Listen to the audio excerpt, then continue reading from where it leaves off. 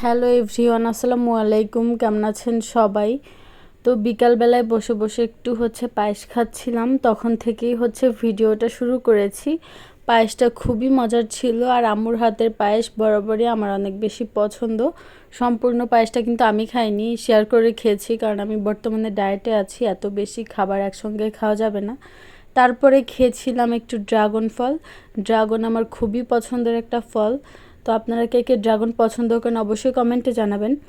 কিছু মানুষ মনে করে আমি মনে হয় সারা বছরই বাবার বাড়িতে থাকি, আসলে বিষয়টা এমন না। আমি মাসে একবারও যেতে পারি, এমন আছে 2 মাসে একবারও যেতে পারি, যে 2-3 দিন থাকি।